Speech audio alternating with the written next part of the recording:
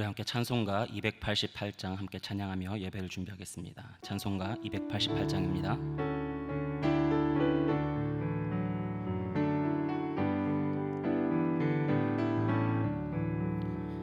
예수를 나의 구주 삼고 성령과 피로써 거듭나니 이 세상에서 내 영혼이 하늘의 영광 누리도다. 이것이 나의 간증이요, 이것이 나의 찬송일세. 나 사는 동안 끊임없이 구주를 찬송하리로다. 온전히 주께 맡긴 내 영, 사랑의 음성을 듣는 중에 천사들 왕래하는 것과 하늘의 영광 보리로다. 이것이 나의 간증이요, 이것이 나의 찬송일세.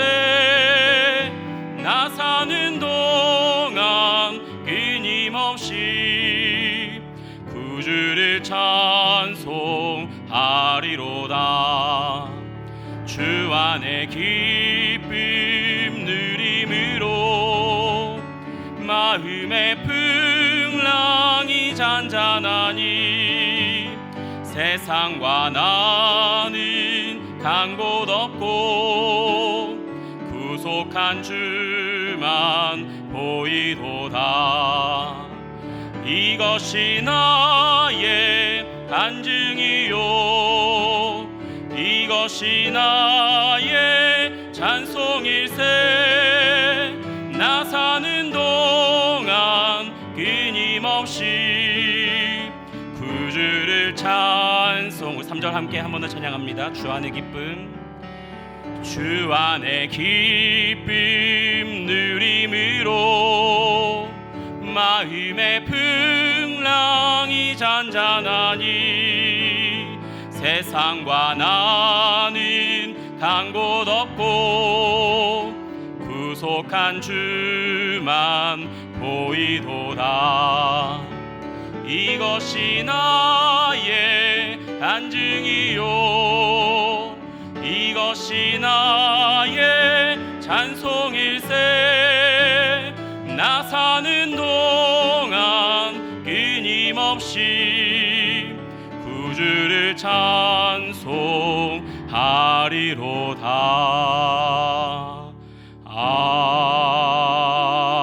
아멘. 사도신경으로 신앙 고백하시겠습니다. 전능하사 천지를 만드신 하나님 아버지를 내가 믿사오며 그 외아들 우리 주 예수 그리스도를 믿사오니 이는 성령으로 잉태하사 동정녀 마리아에게 나시고 본디오 빌라도에게 고난을 받으사 십자가에 못 박혀 죽으시고 장사한 지 사흘 만에 죽은 자 가운데서 다시 살아나시며 하늘에 오르사 전능하신 하나님 우편에 앉아 계시다가 저리로서 산 자와 죽은 자를 심판하러 오시리라. 성령을 믿사오며 거룩한 공회와 성도가 서로 교통하는 것과 죄를 사하여 주시는 것과 몸이 다시 사는 것과 영원히 사는 것을 믿사옵나이다. 아멘. 찬송가 545장입니다.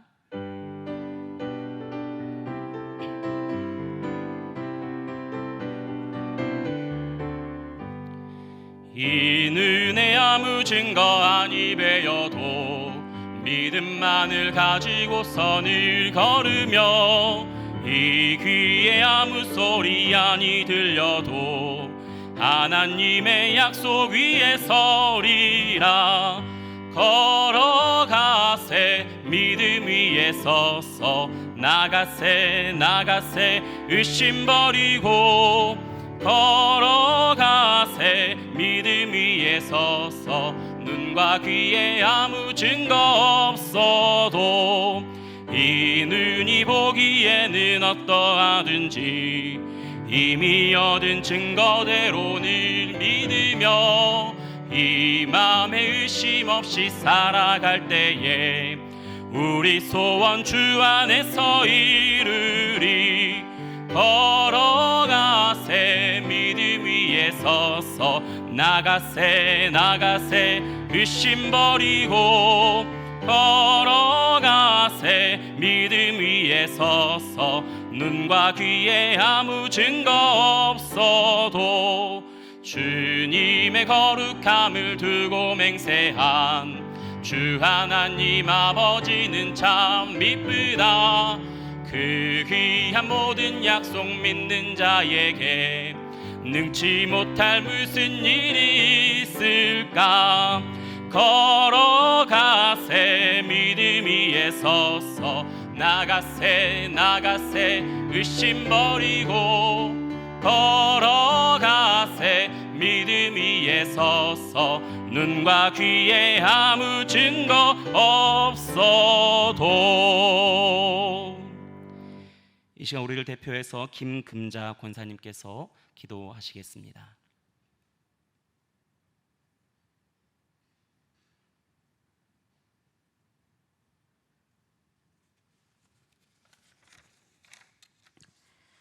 우리의 기쁨 되시고 소망 되시는 하나님 아버지, 예수님의 생명을 선물로 받은 지체들이 함께 모여 기쁨과 감사로 하나님을 경외하며 예배드리게 하시니 감사드립니다. 우리 허물과 연약함에도 찬송과 기도와 말씀 안에서 우리 심령을 새롭게 하시고 하나님 사랑과 은혜를 부어주실 줄 믿고 감사드립니다. 이 시간 영과 진리로 모든 것을 드릴 수 있는 복된 예배로 인도해 주시고 예배 가운데 하나님 임재로 가득 채워주셔서 우리 내면의 깊은 곳에서 회개와 하나님 위로와 평강으로 하나님 관계가 회복되고 하나님과 아름다운 교제가 이루어지도록 도와주시옵소서. 속히 대면 예배로 함께 모여 예배드릴 수 있게 회복시켜 주시옵소서.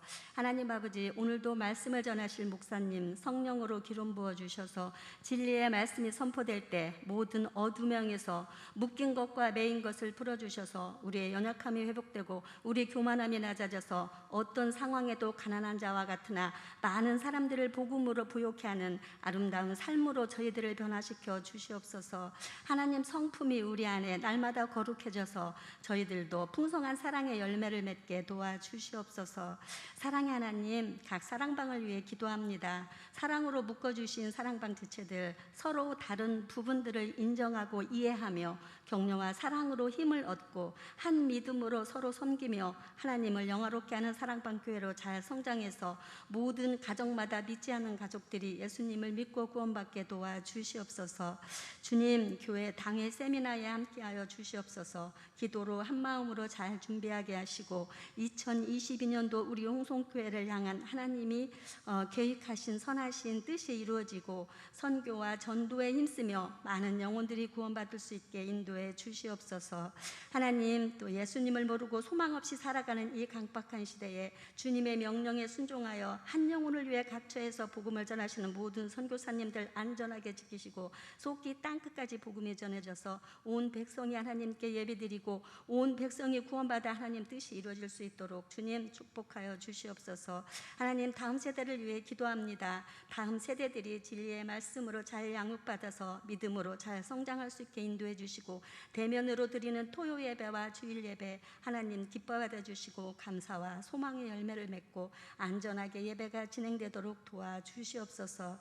하나님 아버지, 우리 취업 준비생들을 좋은 직장으로 인도해 주셔서 주님과 함께 열심히 일하며 삶의 예배로 예수님을 자랑하며 참된 예배자로 세워주시고 우리 수험생 자녀들 하나님의 지혜로 끝까지 잘 준비하여서 좋은 성적으로 하나님께 감사드리며 또 공동체의 기도 응답을 체험할 수 있게 도와주시옵소서. 하나님, 또 시간 새가족을 위해서 기도드립니다. 이 어려운 시기에 새가족들을 우리 교회로 보내주셨사오니 우리 교회에 잘 정착하게 도와주시옵소서. 새가족 교육을 통해서 날마다 믿음이 견고해지고 하나님 사랑으로 잘 성장해서 우리 교회와 하나님의 귀한 일꾼으로 잘 세워지게 붙들어 주시옵소서. 그렇게 하실 하나님을 찬양하오며 예수님 이름으로 감사하며 기도드립니다. 아멘.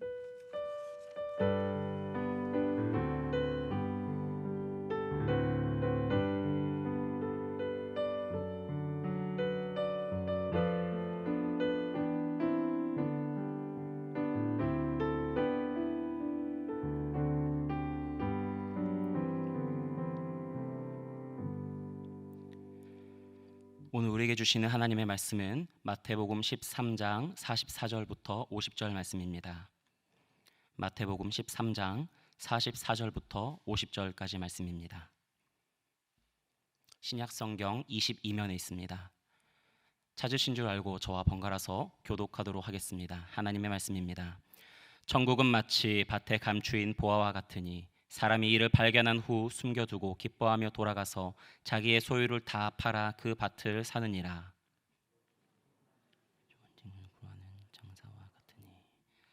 극히 값진 진주 하나를 발견하매 가서 자기의 소유를 다 팔아 그 진주를 사느니라. 또 천국은 마치 바다에 치고 각종 물고기를 모으는 그물과 같으니 그물에 가득함에 물가로 끌어내고 앉아서 좋은 것은 그릇에 담고 못된 것은 내버리느니라. 세상 끝에도 이러하리라. 천사들이 와서 의인 중에서 악인을 갈라내어. 50절 함께 읽겠습니다. 풀무불에 던져 넣으리니 거기서 울며 이를 갈리라. 아멘. 이 시간 교회 공동의 기도 제목으로 합심하여 기도하시겠습니다. 기도 제목 읽어드릴 때 아멘으로 화답해 주십시오. 10월 7일부터 9일까지 있는 비전 당회를 통해 교회를 향한 성령의 음성을 청종하며 2022년을 한 마음으로 준비하게 하소서. 이단, 신천지와 하나님의 교회 등에 빠진 이들이 미혹의 영에서 벗어나 바른 복음의 진리로 돌아오게 하소서. 취업 준비생과 수험생들이 비대면의 실현에서 공동체의 위로와 기도 응답을 체험하게 하소서. 이 제목들로 합심하여 기도하시겠습니다. 살아계신 아버지 하나님, 교회의 머리 되신 그 주님 안에서 우리 당회와 우리 모든 목사님 그 마음이 성령으로 하나 되어지고 성령 음성 청종하며 2022년을 한 마음과 한 성령과 기쁨과 기대하는 소망 안에서 준비하게 하여 주시옵소서. 주님, 이단과 여러 미혹에 빠져 있는 우리 형제 자매들이 있습니다. 불쌍히 여겨주시고 미혹의 영에서 벗어나 바른 복음의 진리로 하루속히 돌아올 수 있도록 인도하여 주시옵소서. 취업 준비생과 수험생들이 있습니다. 이들의 앞길을 주님께서 열어주시고 이들이 주님을 신뢰할 때에 하나님께서 형통하게 하시며 하나님께서 인도하시는 그 삶의 간증이 될 수 있도록 이 모든 진로의 그 과정 속에 간섭하여 주시옵소서. 살아계신 아버지 하나님, 오늘도 주님의 생명의 말씀 듣기를 원합니다. 주의 말씀 들을 때에 우리의 귀가 열려지게 하시고 우리의 영안이 열려지게 하사 하나님의 임재를 바라보게 하시고 하나님 나라의 소망 더욱더 견고하게 붙잡고 나아갈 수 있도록 인도하여 주시옵소서. 주님, 특별히 또 여러 취업 준비와 수험생들에 있는 가정들이 있습니다. 그들의 가정을 붙잡아 주시고 또 오늘 말씀 가운데에서 하나님께서 책임지시는 그 삶의 그 믿음을 회복할 수 있도록 도와주시고 하나님께 모든 삶을 맡겨드리고 나아갈 수 있는 은혜를 베풀어 주시옵소서.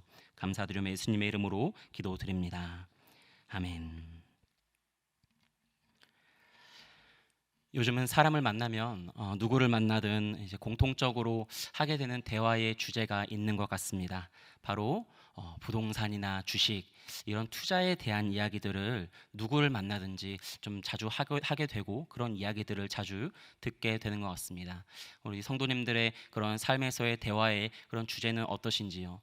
우리가 많은 대화하는 가운데에 말 그대로 투자 열풍, 지금의 우리가 살아가는 시대에는 투자 열풍의 어떤 시대인 것 같습니다. 만나는 사람마다 그것이 그런 어떤 삶의 고민이고 대화의 주제가 되는 것이지요. 제가 그래서 그런 질문들을 한 번씩 던집니다. 만약에 시간을 돌린다면은 2019년도 연초로 돌린다면은 어떤 딱 한 가지 일을 다시 선택할 수 있다면 어떤 선택을 하시겠냐고 저는 그런 질문들을 종종 하곤 합니다. 아시다시피 19년도 초부터 부동산이 막 이렇게 올라가고 여러 가지 우리의 삶이 좀 힘들어지는 일들이 있었지요. 그래서 이런 질문을 하면은 많은 사람들이 그때 전세로 살 게 아니라 그때 집을 사겠습니다. 아니면 그때 가지고 있던 거 하나 파는 것이 아니라 그대로 가지고 있겠습니다. 아니면 그때 어떻게 해서든지 영끌, 대출을 해서라도 내 집을 하나 마련하겠습니다. 이런 얘기들을 많이 하더라고요. 그런데 이게 믿지 않는 사람들과 대화하는 가운데서 당연하게 나오는 이야기였지만 믿는 자들 가운데에서도 너무나도 당연하게 오는 이야기인 것이 한편으로는 좀 씁쓸했습니다. 만약에 2019년도로 2, 3년을 더 돌린다고 하면은 그때에 우리가 뭔가를 다시 선택할 수 있다면은 그때에 내가 더 하나님 앞에 또 코로나 시기가 오기 이전에 더 뜨겁게 예배하는 그런 나의 경험을 더 갖겠습니다. 뭔가 이런 고백이 있었다면은 이 사람의 중심에는 정말 세상에 이 땅에 투자하는 게 아니라 이 사람의 중심에는 하나님께 투자하는 그 믿음이 있구나라는 것을 또 분명하게 볼 수 있지 않을까라는 그런 생각에서 갖게 되는 씁쓸함이었습니다. 오늘 우리 가운데에서도 어쩌면은 지금의 이 사회에 흘러가는 시간 속에서 여러 투자에 실패해서 소가리를 하고 계시는 분들이 있을 것입니다. 그리고 어떤 분들은 또 나름대로 투자에 또 성공해서 좋은 많은 이익을 얻어서 또 어떤 좋은 또 투자를 해서 있지만 그 다음의 스텝을 어떻게 내뎌야 될까라는 막연함과 아니면은 내가 이것으로 고작 그런 어려움을 겪었나 힘든 일을 감당했나라는 허무함을 갖고 계시는 분들도 있을 것입니다.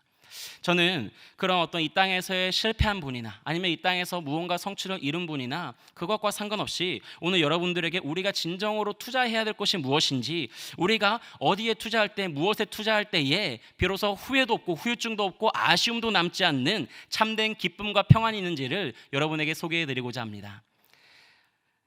먼저 우리의 인생을 뒤바꾸는 그런 투자가 일어나기 위해서는 첫 번째로 우리가 알아야 될 것은 바로 위대한 투자를 위한 투자처를 찾아야 됩니다.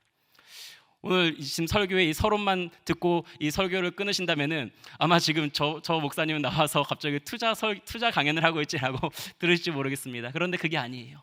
위대한 투자를 위한 투자처를 찾아야 한다는 이 말의 핵심은 뭐냐면은 우리의 인생을 뒤바꿀 만한 투자는 이 땅에 있지 않다는 것입니다. 이 땅에서 우리가 아무리 비싼 무언가에 투자를 하고 아무리 좋은 곳에 투자를 한다 하더라도 그것이 우리의 삶을, 우리의 영혼을, 우리의 일생을, 우리의 영혼까지를 다 책임질 수 있고 바꿀 수 있는 그런 능력 있고 그런 굉장한 가치가 있는 투자처는 이 땅에 없다는 것입니다. 많은 사람들은 이 세상에서 그런 나름대로 그런 투자처를 찾습니다.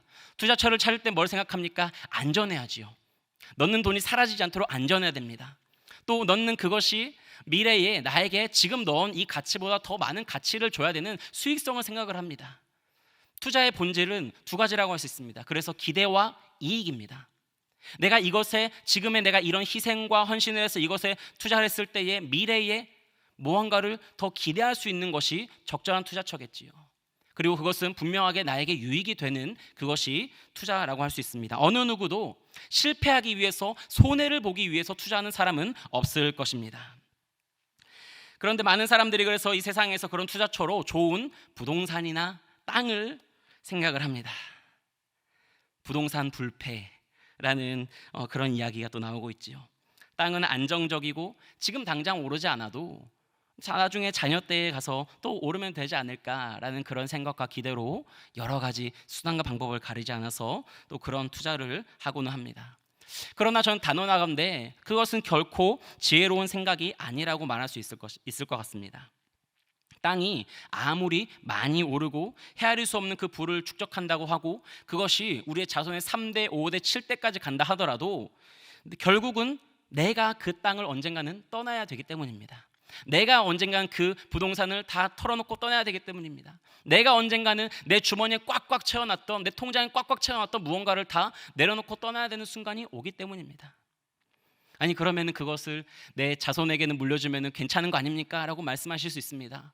맞아요, 그럴 수 있지요. 그런데 수고하지 않고 거둔 그런 어떤 열매를 자녀들이 과연 그것을 잘 관리할 수 있을까요?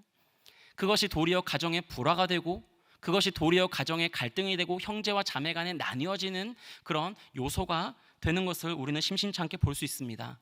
그렇지 않을 수도 있고 그럴 수도 있습니다. 이거는 안전한 투자일까요? 그럴 수도 있고 아닐 수도 있다면 이거는 불안전한 투자겠지요. 그런 점에서 우리는 그런 위험 요소가 없는 안전한 투자처를 찾아야 됩니다. 또한 내가 떠날 곳이 아니라 내가 들어갈 곳에 대한 투자를 우리는 찾아야 되는 점 있습니다. 미국의 설교자인 조지 W. 트루엣이라는 사람이 텍사스에서 목회를 하셨는데 이분이 텍사스의 한 석유 재벌의 집에 초대를 받아서 갔다고 합니다. 이 재벌의 집에 갔는데 옥상에 올라가서 재벌이 이 사람이 그 사방을 동서남북 손가락으로 가리키면서 자, 여기서 저 북쪽까지 있는 저 땅이 다 내 땅이고, 여기 동쪽으로 저 보이는 그 지평선까지가 다 내 땅이고, 저 서쪽으로 있는 저 가축과 저 유전 그 기계들이 다 내 것이고, 저 남쪽으로 저기도 다 내 거야 라고 열심히 자랑을 했다고 합니다. 그런데 이 목사님이, 트루앤 목사님이 그분의 어깨에 손을 얹으면서 하늘을 향해 손가락을 가리키면서 그렇다면 자네는 저 위에는 무엇이 있는가? 라고 질문을 했다고 합니다. 그러자 이 부자가 고개를 숙이고 아무 말도 못했다고 하죠. 우리는 이 땅에서 아무리 많은 것을 가지고 있고 이 땅에서 아무리 많은 수고를 했어도 결국은 그것을 다 두고 돌아가야 되는 곳이 있습니다. 우리는 언젠가는 젊었을 때 우리가 이 일생 가운데 동서남북 사방을 우리가 내 소유로 삼고 아무리 넓은 땅에서 사방팔방 돌아다니고 내 영향력을 다 끼친다 하더라도 우리가 결국 저 하늘나라에 우리의 무언가를 심지 못한다면은 우리의 영원한 생명의 그 삶은 어떤 모습일까요? 마태복음 6장 20절은 이렇게 얘기합니다. 오직 너희를 위하여 보물을 하늘에 쌓아두라. 거기는 좀이나 동록이 해하지 못하며 도둑이 구멍을 뚫지도 못하고 도둑질도 못하느니라 라고 말합니다. 오늘 우리가 주목해야 할 최고의 투자처는 어디입니까? 이 땅의 동서남북 어딘가가 아니라, 이 땅에 어떤 우리가 마음이 흡족한 그곳이 아니라 바로 누구도 빼앗지 못하고 누구도 해하지 못하고 결코 변하지 않고 흔들리지 않는 하나님의 나라인 줄 믿습니다. 하나님의 나라는 흔들리지 않습니다. 또한 결국 우리 모두가 가야 될 곳이기 때문에 우리는 미리 그곳에 우리의 하나님 나라에 대한 투자를 부지런히 할 필요가 있다는 것이지요. 그 나라에 투자할 때 그 나라는 또한 죽어서 가는 그곳일 뿐만이 아니라 지금 살아있는 우리에게 마치 이 표현이 적절한지 모르겠지만 마치 뭐 주식에 배당금이 나오는 것처럼 우리가 하나님 나라에 투자를 할 때에 그 하나님 나라에 있는 그것들은 미리 우리에게 주는 하나님 나라의 선순환을 우리가 경험할 수 있습니다. 인생이 마주할 수 있는 가장 위대한 투자처는 어디일까요? 바로 하나님 나라입니다. 하나님 나라는 죽어서만 가는 곳이 아니라 내가 이곳에서 하나님 나라를 향해 모든 시선과 모든 삶을 집중할 때에 바로 이 땅의 하나님 나라가 또한 이루어지기 때문입니다. 오늘 그런 하나님 나라에 대한 투자 방법을 제가 알려드리기 원합니다. 하나님 나라의 투자 방법은 무엇일까요? 첫 번째로는 오늘 말씀의 기초에서 찾는 수고를 통해서 하나님 나라를 얻는 것을 알 수 있습니다. 오늘 본문 44절 말씀이 이렇게 얘기합니다. 천국은 마치 밭에 감추인 보화와 같으니 사람이 이를 발견한 후 숨겨두고 기뻐하며 돌아가서 자기의 소유를 다 팔아 그 밭을 산다고 말합니다. 천국은 마치 밭에 감추인 보화와 같다는 것입니다. 사람이 이를 발견해야 되는 것이지요. 감추어져 있다는 것입니다. 찾는 수고는 우리로 하여금 더욱더 큰 기대를 갖게 합니다. 여러분들이 새로운 어떤 투자처를 찾을 때에 우리가 새로운 투자를 찾는다고 한다는 것은 더 많은 기대와 어떤 이익을 생각하는 것이지요. 그래서 그것을 통해서 내 삶이 변화되고 내게 더 큰 유익이 올 것을 생각하면 어떻습니까? 이것을 선택했을 때에, 이것을 내가 매입했을 때에 내가 더 좋아질 거라는 그런 기대를 갖게 되지요. 찾는 수고는 그런 기대감 안에서 갖게 되는 것입니다. 찾는 수고는 우리에게 기대를 더합니다. 하나님 나라에 대해서도 마찬가지입니다. 우리가 하나님 나라를 찾고자 마음을 먹고 구해보십시오. 그러면 어떻게 될까요? 하나님 나라가 어디 있을까? 하나님은 어디 계실까? 하나님 나라를 어떻게 알 수 있을까? 그 궁금증과 그 기대와 그 마음을 가지고 나아가게 되면 어느새 그 하나님의 나라가 내 마음속에 그려지는 것을 경험하게 됩니다. 어느새 그 하나님 나라에 온 삶이 집중되어지고 온 정신이 팔리고 그 가운데에서 우리의 믿음이 더 풍성해지고 그 하나님 나라에 대한 그 기대감 하나만으로도 우리의 삶이 변화되어지는 것들을 경험할 수 있습니다. 여러분, 천국은 밭에 감추인 보화라고 했습니다. 밭에 감추인 그것은 찾아야지요. 그러면 어디서 찾아야 될까요? 여러분, 천국은 어디서 찾을 수 있습니까? 바로 하나님 말씀입니다. 천국이 숨겨진 그 밭은 어디냐면은 바로 하나님 말씀입니다. 우리가 이 말씀을 그냥 눈으로만 보는 것이 아니라 이 말씀 가운데 하나님 나라가 어디 있을까? 이 말씀 가운데 그 하나님 나라의 보화가 어디 있을까? 이 말씀 가운데 세상에서도 얻을 수 없는 정말 그 가장 고귀한 가치가 어디 있을까? 그런 기대를 가지고 그 말씀을 보기 시작하면은 이 말씀이 꿀송이보다 달고 우리에게 양약이 되어지고 우리에게 기쁨이 되어지고 우리에게 소망이 되어지는 것들을 경험하게 됩니다. 성실하게 이 성경 말씀을 귀퉁이까지 읽고 깊이 있게 묵상하는 자는 하나님의 나라를 이 말씀 가운데 발견하게 되는 줄 믿습니다. 말씀 속에서 하나님을 간절히 찾는 자는 하나님을 만나게 되는 것입니다. 잠언 8장 17절 말씀처럼 나를 사랑하는 자들이 나의 사랑을 입을 것이며 나를 간절히 찾는 자가 나를 만날 것이니라. 아멘. 사랑하는 성도 여러분, 어쩌면 우리가 하나님의 나라에 대한 아무런 어떤 갈급도 없고, 아니 지금 이 현실을 살아가기도 너무 바쁜데 하나님 나라에 투자하라니 이게 무슨 말이야 라고 하는 그런 마음에, 그런 곤고한 마음이 드십니까? 그렇다면은 그런 공고한 마음 상태로 우리 삶을 방치하지 마시고 다시 말씀으로 돌아가십시오. 다시 말씀 앞에 서서 하나님, 정말 이 말씀 가운데 하나님 나라가 있고 이 말씀 가운데 하나님의 기쁨이 있다면은 제발 나에게 그 정말 이 말씀에서 그 주님의 상에서 떨어지는 부스러기의 은혜만큼이라도 내가 원하오니 이 말씀 가운데 그런 하나님 나라의 작은 흔적만이라도 내게 보여주십시오. 그런 마음으로 나아갈 때 하나님께서는 이 말씀을 통하여서 우리 가운데 크고 놀라운 하나님 나라의 신비를 밝히 보여주실 것입니다. 두 번째로 그 하나님 나라에 투자하기 위한 방법은 뭘까요? 온전한 헌신을 통해서 하나님 나라를 얻을 수 있습니다. 44절 이제 하반절에 천국은 마치 밭에 감추인 그 보화와 같으니 사람이 이를 발견한 후에 숨겨두고 기뻐하며 돌아가서 자기의 소유를 다 팔아 그 밭을 산다고 합니다. 또 45절에는 천국은 마치 좋은 진주를 구하는 장사 같아서 값진 진주 하나를 발견함에 이것을 사기 위해서 자기의 소유를 다 판다고 하는 것입니다. 여러분, 예수님께서도 우리 가운데 분명히 말씀하신 게 있습니다. 마가복음 8장 35절 말씀이 이렇게 얘기합니다. 누구든지 자기 목숨을 구원하고자 하면 잃을 것이요 누구든지 나와 복음을 위하여 자기 목숨을 잃으면 구원하리라. 하나님 나라의 원리는 무엇이냐면은 바로 그 하나님 나라를 향해서 내 모든 것을 내어놓고 하나님 나라 그 하나만을 향하여서 전력 질주하는 것입니다. 내 목숨까지도, 내 모든 삶의 모든 건 내어놓고 하나님 나라 하나만을 구하며 나아갈 때에 그 하나님의 나라를 우리가 얻게 되는 것입니다. 우리가 이 땅에서 투자하는 궁극적인 이유는 무엇입니까? 내가 살기 위함이지요. 그러나 우리가 하나님 나라의 투자를 하기 시작했다면 그것은 무엇을 위함일까요? 그저 이 땅에 살기 위함일까요? 아닙니다.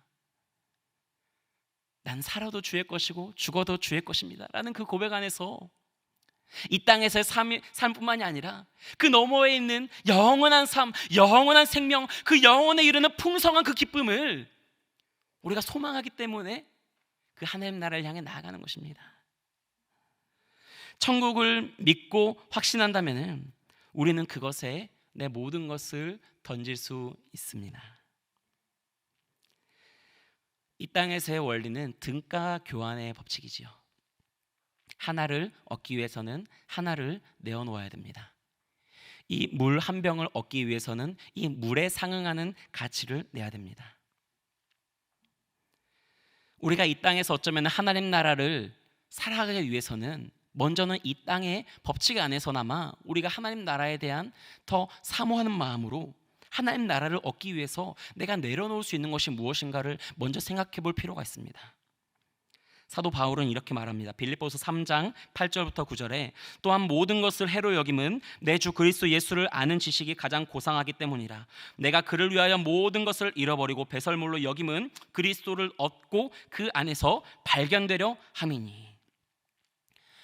우리는 흔히 하나님 나라를 들어갈 때에 우리의 의와 공로가 아니라 은혜로 들어간다고 알고 있습니다. 그래서 하나님 나라를 얻기 위해서는 이 물 한 병에 500원 하는 이것을 500원 주고 산다라는 개념이 아니라 그 값을 그리스도께서 치르셨기 때문에 나는 그냥 그 앞에 있는 것을 내가 가져가면 된다, 들어가면 된다라고만 생각하고 있습니다. 그러나 그리스도께서는 우리 가운데 말씀하신 것이 무엇입니까? 누구든지 나를 따르려면은, 나를 따라오려거든 자기를 부인하고 자기 십자가를 지고 따라와야 된다고 했습니다. 이것은 우리의 의로 하나님에 들어간다는 말이 아닙니다. 하나님의 의가 그리스도가 값을 치른 이것을 내가 마시기 위해서 필요한 게 바로 자기의 부인이고 나의 십자가를 지는 것이라는 거지요.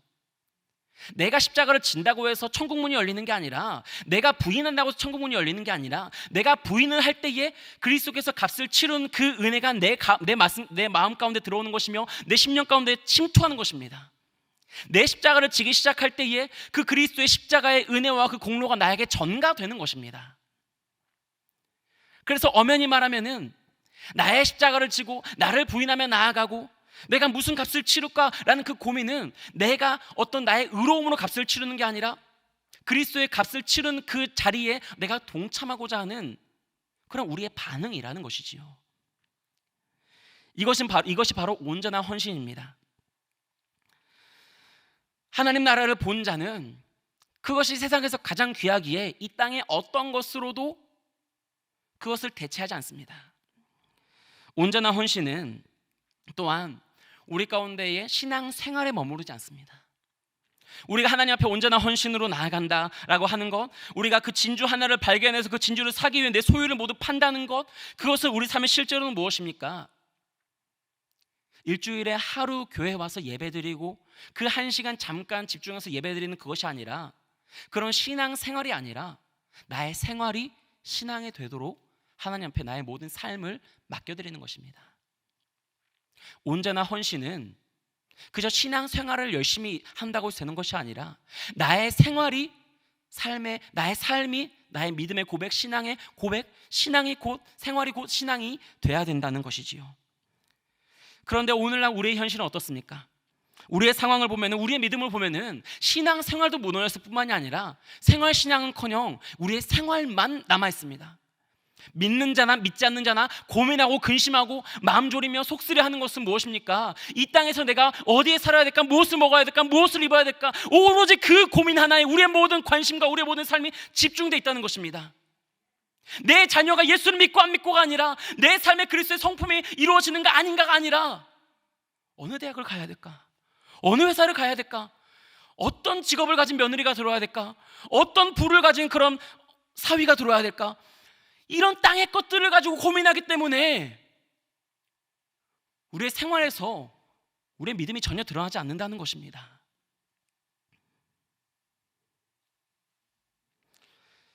뿐만 아니라 우리의 신앙생활도 완전히 무너진 게 지금의 현실입니다.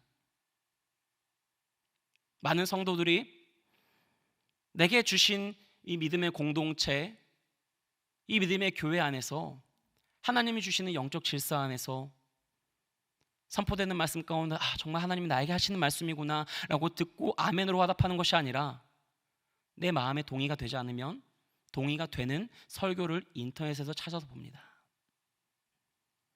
온라인으로 쇼핑하듯이 설교 쇼핑을 하고 있습니다.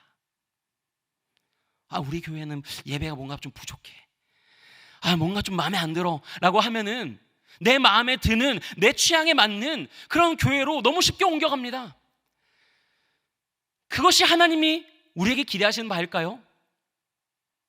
하나님이 우리에게 말씀하시는 거는, 하나님이 우리에게 원하시는 거는 지금 이 자리에서 너의 자아와 너의 생각과 너의 판단 다 죽이고 오늘 내가 너에게 내 종을 통하여서, 이 교회를 통하여서, 너에게 준 이 공동체를 통하여서, 이 사랑방을 통하여서, 이 부서를 통하여서, 이 봉사의 자리를 통하여서 내가 너에게 뭐라 말하는지 너가 그걸 듣길 원한다. 그것이 하나님의 마음이라는 것이지요. 신학교를 다닐 때, 처음에 신학교를 갈 때는 굉장히 기대가 컸습니다. 신학교를 가면은 믿음의 사람들이 굉장히 많고, 또 신학교에서 체표를 드리고 매일같이 예배를 드리면은 너 신앙도 자라나고 성령 충만해질 것이라는 그런 기대를 가졌습니다. 그런데 여러분, 하루에 아침 8시 반부터 수업이 쭉 시작되고 오후 4시 반, 5시가 되어 수업이 끝나는데 그 점심시간 밥 먹고 그 다음에 이제 점심시간 전에 체프를 드리고 밥을 먹어야 되는 아주 짧은 그 시간들이 있습니다. 그 시간에 쫓기다 보니까 그 예배가 기뻤을까요? 처음에는 갈급한 마음으로 갔습니다. 예배에 나갔습니다. 그런데 예배에 나갔는데 정말 누가 봐도 존경스러울 만한 목사님도 있고 누가 봐도 너무 좋은 설교들이 들을 때가 있습니다. 그런데 어떨 때에는 아니 이게 무슨 말이지? 라고 하는 그런 말씀이 있을 때가 있고, 사회적으로 무리가 된 분들이 가끔 올 때도 있었습니다. 처음에는 그거 시험 들었어요. 많은 학생들이 거기서 시험을 들어서 채플에 가지 않았고 페일을 당하는 일들도 있었습니다. 그런데 그걸 가지고 기도할 때 하나님 저한테 어떤 말씀을 주셨냐면은 네가 교만하다는 거였습니다. 하나님은 엘리 제사장을 통해서도 그 한나에게 하나님은 위로하셨습니다. 그 눈먼 엘리 제사장을 통해서도 아이 사무엘이 자라나게 하셨습니다. 하나님이 하시는 일은, 사람은 그저 통로이고 교회는 하나님이 임재될 때에 이 자리가 하나님이 거하는 자리라고 한다면은 그 모든 관심과 그 모든 관점은 사람이 아니라 하나님께 향해 있어야 되는데 내 관점이 그 사람을 바라보고 있었기 때문이라는 거죠. 제가 한때는 청년 때 저희 교회에서 그 강영호 박사님이라는 분이 오셨어요. 혹시 아시는 분 있을지 모릅니다. 맹인으로 이제 미국에서 그 백악관 그 복지 차관복까지 가셨던 분이고 굉장히 신앙의 거장이십니다. 그런데 이분이 오셨는데 전 설교를 열심히 듣고 있었습니다. 그런데 제 옆에 있던 사람이 그러는 거예요. 아니, 저 사람 맹인이라는데 왜 손목시계를 차고 있지? 맹인인데 손목시계를 차고 있으니까 이제 이분은 잘 모르니까 저거 거짓말하는 거 아니야? 이렇게 얘기하는 겁니다. 그 얘기를 듣고 제 마음이 어땠을까요? 순간 이제 그 설교는 안 들리고 그 손목시계만 보이는 거예요. 그러고 나서 저 간증이 진짜일까? 저분이 정말 맹인일까? 그런 의심까지 들게 되는 거였습니다. 철이 없었죠. 그런데 이처럼 우리의 관심을 예배하는 가운데서도 말씀을 선포하는 가운데서 사탄은 우리의 마음 가운데 뿌려지는 그 말씀의 씨앗을 빼앗아가고자 정말 우는 사자처럼 달려들고 있다는 것입니다. 그 작은 음성 하나로 제 그 예배에 대한 그 말씀 간증을 듣는 그 마음의 흐트러짐이 있었습니다. 그 채플에 하나님이 거하시는 임재의 자리에 그 사람을 주목하는 가운데에서 말씀을 들리지 않게 되는 일들이 있었습니다. 그 일 가운데 회개하고 눈물로 회개했어요. 하나님, 제가 교만했습니다. 하나님이 쓰고자 하시면은 저 돌들을 들어서도 하나님의 자녀로 삼으시고 저 돌들을 들어서도 하나님의 이름을 찬양하게 하실 텐데 내가 무엇이건데 앞에 세우신 하나님의 말씀의 사자를 판단하고 있습니까? 라는 그런 회개하는 마음이 들었습니다. 그리고 그때부터 저희 재단 이사장부터 총장님부터 저에게 F를 줬던 교수님부터, 갑자기 제가 F 맞은 걸 고백하게 됐네요. 그런 모든 분들이 사랑스럽게 보이고 그분들을 통해서 주는 말씀이 너무나도 기쁨이 되었습니다. 여러분, 어쩌면 우리가 하나님의 말씀 가운데에서 그 하나님의 나라를 바라보지 못하고 하나님의 말씀으로 듣지 못하는 것은 이 말씀의 문제가 있어서가 아니라 듣는 우리의 마음의 문제가 있어서이지는 않을까요? 예배나 기도는 짜투리 시간에 하는 걸로 우리는 밀어놓고 있습니다. 선교는 하고 싶은 거 다 하고 나서 나중에 퇴직하고 나서 가는 걸로 알고 있습니다. 아니면 시간이 되면 한 달, 두 달, 아니면 한 주, 두 주 잠깐 짬을 내서 가는 걸로 우리는 생각하고 있습니다. 이런 나 중심의 사고방식 안에서 우리는 단언하건대 결코 하나님의 나라를 발견할 수 없습니다. 하나님의 나라를 발견하기 위해서는 하나님의 나라를 향한 온전한 헌신으로 내게 주어진 이 말씀이, 이 성경 말씀이 하나님의 정확무한 말씀이라는, 진리의 말씀이라는 온전한 순결한 믿음 안에 나아가는 것이며, 내 귓가에 들려지는 이 말씀 가운데 하나님의 음성이 세밀한 음성이 있다는 확신 가운데 나아가는 것이며, 내 입맛에 드는 설교와 교회를 찾아다니는 것이 아니라 오늘 나에게 주시는 우리 목사님을 통한 하나님이 세우신 그 하나님의 사자를 통한 생명의 말씀과 나에게 주신 어쩌면 부족할지 모르지만 이 공동체를 통해서 내게 가르치고자 하시는 그 하나님의 인도하심, 그 가운데 모든 관심을 쏟고 모든 귀를 열고 마음을 열 때에 우리는 그 가운데에서 하나님의 나라를 발견할 수 있다는 것입니다. 사랑하는 성도 여러분, 만약에 우리가 하나님의 선교를 위해서 선교지에 갔습니다. 그런데 선교를 갔는데 그곳에서 사고가 나서 선교 나갔던 우리 자녀들이 다 사고가 나서 목숨을 잃었다고 해봅시다. 그런 일이 있으면 안 되겠지만 그런 일이 생겼다고 한다면은 여러분, 그 선교를 우리는 계속해야 됩니까? 말아야 됩니까? 만약에 우리가 하나님의 복음 전하는 것을 위해서 우리가 선교지에 정말 우리 교회같이 아름다운 교회를 또 지어주라는 마음의 감동이 있어서 우리가 헌신을 하다가 그것 때문에 만약에 교회가 부도가 났다고 해봅시다. 그럼 그것은 리더십의 잘못일까요? 우리의 사고방식은 내가 사는데 모든 관점이 있는 겁니다. 모든 포인트가 있는 겁니다. 여러분 잘 아시는 짐 엘리엇 선교사님 아시지요? 미국 시카고의 명문 휘튼 대학을 나와서 그 남미의 에콰도르의 아우카족을 선교로 갔습니다. 선교를 가서 내리고 얼마 안 되어서 가자마자 선교 대상이었던 아우카족의 창에 맞아 죽었습니다. 세상은 그것을 보고 그 엘리엇 선교사님과 4명의 이제 같은 동역자들이 다 그 자리에 목숨을 잃은 것을 보고 불필요한 낭비라고 세상은 말했습니다. 여러분, 만약에 우리 가운데 그런 일이 일어난다면은 우리는 무엇이라고 평가하겠습니까? 그 아내였던 엘리자베스 엘리엇은 그 언론을 향해서 이렇게 반박했습니다. 내 남편은 바로 그것을 위해 살아왔기 때문에 목표를 달성하고 죽은 행복한 사람입니다. 짐 엘리엇 선교사님이 늘 하던 말이 있습니다. 영원한 것을 얻기 위하여 영원하지 않는 것을 버리는 자는 결코 어리석은 자가 아니다. 오늘 우리가 우리의 모든 시간과 삶과 물질과 관심을 어디에 쏟고 있을까요?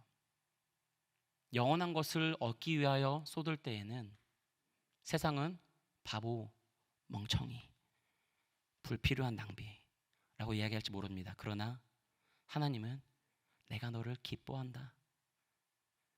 내가 너의 온전한 믿음을 보고 너를 안다 라고 말씀하시지 않을까요? 세 번째로 하나님 나라에 투자하는 방법은 선택과 집중을 통해서 얻는 것입니다. 오늘 보면 마태복음 13장 47절부터 48절 말씀이 이렇게 말합니다. 또 천국은 마치 바다에 치고 각종 물고기를 모으는 그물과 같으니 그물에 가득함에 물가로 끌어내고 앉아서 좋은 것은 그릇에 담고 못된 것은 내버리느니라. 우리에게 시간과 어떤 물질과 재화는 한정적입니다. 올바른 투자처에 확신을 가지고 우리는 선택하고 집중해야 되지요. 여러분들이 그물을 던진다고 한다면은 어디에 던지겠습니까? 그물도 크기가 다 다릅니다.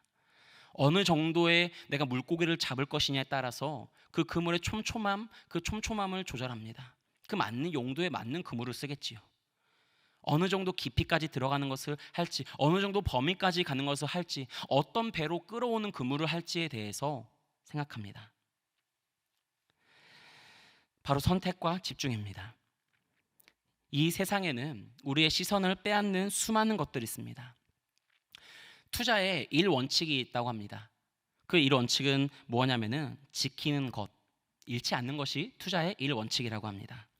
참으로 전 지혜로운 말 같다라는 생각이 듭니다. 왜냐하면은 하나님의 나라에 있어서도 하나님의 나라에 투자하기 위해서도 우리는 먼저는 지켜야 되기 때문입니다. 하나님의 나라에 투자하는 우리의 원금이 있다면은 그것이 무엇일까요? 바로 지금입니다. 하나님 나라에 투자하는 원금은 바로 지금 이 순간순간입니다.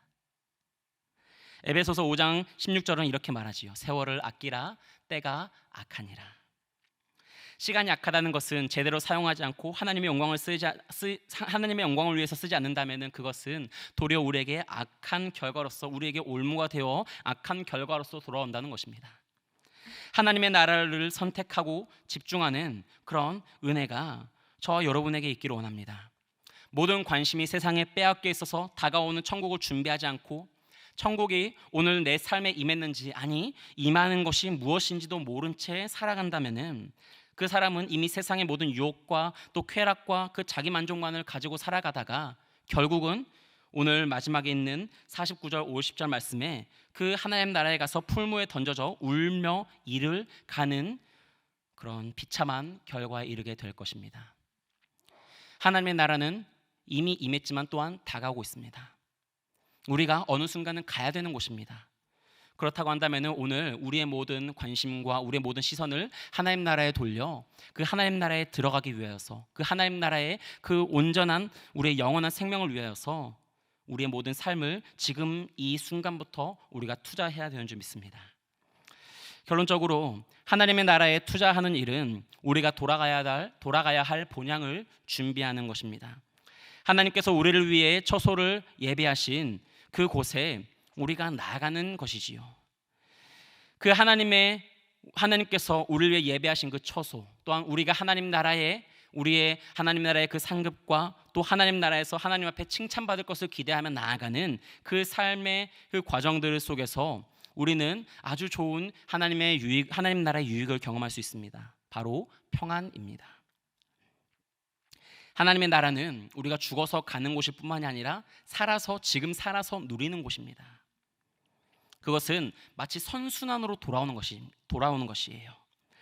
마태복음 6장 33절 말씀이 이렇게 얘기합니다. 그런즉 너희는 먼저 그의 나라와 그의 의를 구하라. 그리하면 이 모든 것을 너희에게 더하시리라. 하나님의 나라에 투자하면 받는 이자는 단리도 복리도 아닙니다. 섭리입니다. 하나님께서 내 삶을 책임지시는 그 하나님께서 나에게 정말 주님의 나라를 구하고 그 주님의 의를 구하며 나아갈 때에 나에게 모든 것을 더하시고 나의 삶에 가장 좋은 것으로 가장 선하신 길로 인도하실 것이라는 그 하나님의 섭리를 우리가 고백하고 그것을 누리게 되는 것이지요. 그렇다면 우리는 무엇을 얼마나 하나님 나라에 투자를 해야 될까요? 지금 당장 배낭을 싸고 선교지로 나가야 되는 걸까요? 지금 당장 아니면 내 어떤 전 재산을 다 팔아서 헌금을 해야 되는 걸까요? 아닙니다. 그것은 우리의 믿음의 분량대로 하면 되는 것입니다. 주님이 기뻐하시는 것은 우리에게 많은 무언가가 아니라 그 작은 겨자씨만한 믿음을 우리에게 보시는 겁니다. 오늘 마태복음 14장 그 앞에 있는 말씀 가운데에 이렇게 얘기하지요. 겨자씨만한 믿음만 있어도, 그 겨자씨만한 믿음이 있어도 산을 옮긴다고 하는 것입니다. 하나님께서 우리에게 기뻐하시는 것은 굉장한 믿음이나 굉장한 헌신이 아닙니다. 겨자씨만한 믿음이라도 주님 앞에 나를 드리는 것입니다. 주님께 내가 무엇을 받을 수 있을까, 무엇을 얻을 수 있을까만이 아니라 내가 주님의 나라와 주님을 위해서 무엇을 드릴 수 있을까. 그런 믿음의 분량대로 나아갈 때에 그 겨자씨만한 작은 그 씨앗이 그 믿음이 큰 숲을 이루고 하나님 나라를 향한 30배, 60배, 100배의 결실로 우리의 삶에 또 우리의 장래에 우리의 그 영혼에 임하게 되는 것입니다. 그러나 오늘 분명히 기억하십시오. 하나님의 나라에 심지 않고 하나님의 나라에 투자하지 않는 사람들은 아무것도 얻을 것이 없습니다. 하나님은 결코 우리 가운데 속지 않으십니다. 우리의 삶을 어떤 면에서는 재어보시고 달아보며 지금 너에게 믿음이 있느냐, 지금 너는 무엇을 위해 사느냐 라고 되물어보고 계실 줄 모릅니다. 어제 집에 가면서 극동방송 라디오를 듣게 되었는데 이제 전반부에 채널을 돌리다가 전반부에 하는 이야기는 잘 못 들었습니다. 그런데 후반부에 이야기를 듣는데 참 마음에 감동이 있었습니다. 한 베트남 선교사님이 이제 베트남에서 열심히 선교를 하다가 아내분이 사모님이 이제 몸이 안 좋아서 한국에 들어오게 되었고 검사를 해보니 이제 간암에 걸린 것을 이제 발견하게 되었습니다. 그래서 이제 간암에 걸렸으니 옆에서 아내를 지극정성으로 이렇게 보호하고 도살피고 하는데 기도할 때마다 하나님의 마음을 주시는 마음이 네가 있어야 할 곳은 아내 곁이 아니다라는 그런 마음을 주신다는 거예요. 그리고 아내한테 정말 그 눈물을 흘리면서 이야기했다고 합니다. 내가 당신 곁에 있으면은 당신은 나를 바라보게 될 것이고 내가 하나님을 바라보게 되면은 당신도 또 하나님을 바라보게 되지 않을까라는 그런 마음이 든다는 겁니다. 그래서 이분이 다시 선교지로 돌아가겠다고 결심을 합니다. 그 아내의 가족들과 모든 가족들이 다 당신 미쳤냐고, 당신이 선교한다는 게 뭐냐고 원망하는 말들을 했다고 합니다. 그럼에도 꿋꿋이 선교지로 갔습니다. 선교지를 갔는데 그 아내의 상황이 점점 악화되어지고 어쩌면 장례를 준비해야 된다라는 그런 말까지 들렸다는 겁니다. 그런 가운데 이 목사님이, 이 선교사님이 하나님 앞에 기도를 한 거예요. 하나님, 제가 하나님 위해서 이곳에 왔다고 하면은 제가 먼저 하나님의 나라와 하나님의 의를 위해서 제 모든 가족과 제 모든 어떤 가정과 모든 삶을 다 뒤로 하고 왔는데 그렇다면 하나님이 책임져 주셔야 되는 거 아닙니까? 제가 이대로 다시 돌아간다면은, 아니 이대로 그저 아무것도 손 놓고 있다가 그냥 아내가 죽어버린다면은 그러면 제가 무슨 힘으로 하나님의 선교를 할 수 있습니까? 라는 그런 기도를 했다는 겁니다. 그런데 시간이 지나고 그 기도의 시간이 지나고 하나님께서 그 사모님의 간암을 다 치료해 주셨다는 거예요. 병원에서 기적이라고 하고 그것을 통해서 이 선교사님은 더욱 힘을 얻어서 선교를 감당할 수 있었다고 합니다. 제가 이 선교사님이 대체 누구인지 극동방송 홈페이지도 들어가서 찾아봤는데 못 찾겠더라고요. 라디오로 들었습니다. 그런데 그걸 들으면서 그렇지, 오늘 이 시기 가운데에도 정말 하나님의 나라와 하나님의 의를 위하여서 미련해 보일 수 있고 바보 같아 보일 수 있고 그게 무슨 소용이야, 아니 그렇게까지 해야 돼? 라는 말을 들을 수 있지만 그렇게 나아가는 하나님의 사람들이 있다는 것입니다.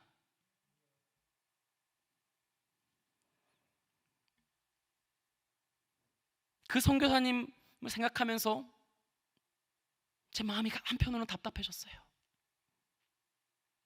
그럼 나는 지금 그렇게 하고 있는가? 내 삶은 그렇다면 세상에 바보처럼 보일지 몰라도 정말 하나님의 나라와 하나님을 위하여서, 하나님의 생명을 위하여서, 잃어버린 양들을 위하여서 나의 모든 것을 내어놓고 있는가? 그리고 나와 함께하는 성도들을 향하여서 그렇게 하나님의 나라에 준비될 합당한 성도들로 함께 준비되어 가고 있는가? 그런 마음이 들었습니다. 사랑하는 성도 여러분, 하나님께서 오늘 그런 수고에 있는 분들 가운데 하나님의 위로를 주시기를 원합니다. 그리고 혹 내가 하나님께 드릴 것이 아무것도 없습니다 라는 그런 마음의 찔림이 있다면 오늘 또 우리가 회개하며 나아갈 때에 우리 가운데 소망을 주시고 다시 힘을 주시고 다시 하나님의 나라를 바라보고 그 하나님의 나라를 살아갈 수 있는 힘과 능력을 주실 줄 믿습니다. 잠깐 기도하겠습니다. 살아계신 하나님 아버지, 하나님이 정말 살아계신다고 고백하는데 그 주님 앞에 우리의 삶의 어찌 이리도 죄와 또 안일함과 이 땅의 것들을 구하는 삶으로 가득한지요, 우리를 불쌍히 여겨 주시옵소서. 오늘 이 시간 다시 한번 하나님의 나라를 향한 우리의 시선을 올려드립니다. 우리의 삶을 결단합니다. 회개하며 나아갑니다. 우리를 멀리하지 마시고 오늘 주님의 성령을 부어 주시옵소서. 우리의 삶이 이 땅에 썩어질 것들을 위한 삶이 아니라 영원히 썩지 않을 하나님 나라의 유업 이을 자의 삶이 될 수 있도록 새롭게 하여 주시옵소서. 의탁드리오며 예수님의 이름으로 기도드립니다. 아멘. 함께 찬양하고 기도하는 시간 갖도록 하겠습니다. 우리 먼저 그 나라와 의를 구하라, 이 찬양 함께 하시면서 이 가사를 생각하면서 받은 말씀의 은혜를 잃지 않고 찬양하고 기도하는 시간 갖도록 하겠습니다. 먼저 그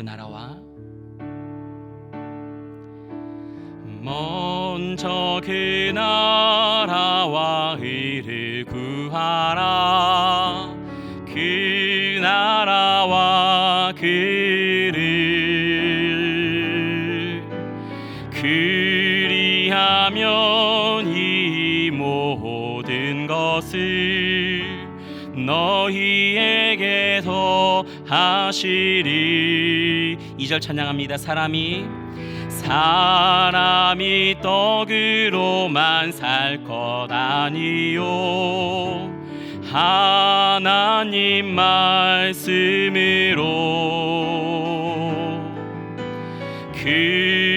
그리하면 이 모든 것을 너희에게 더하시리라.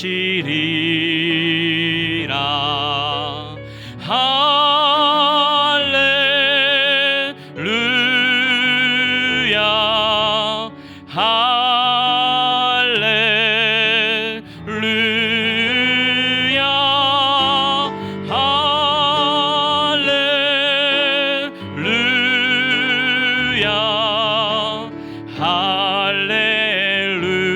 할렐루야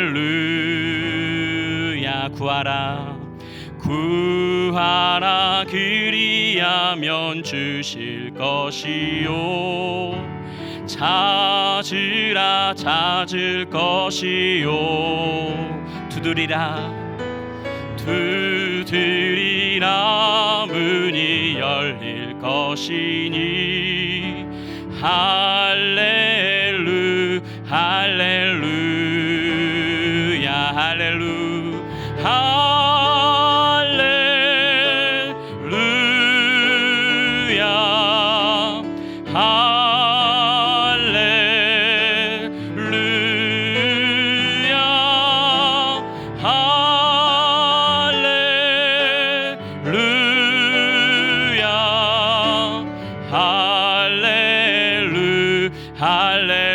한 번 더 할렐루야 할렐루야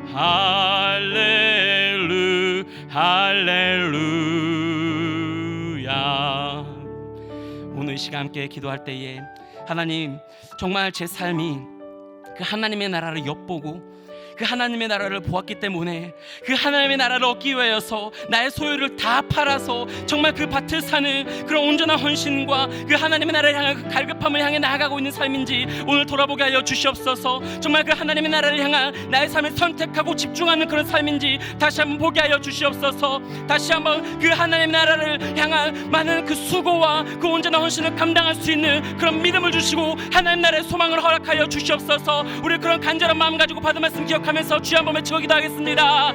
주여,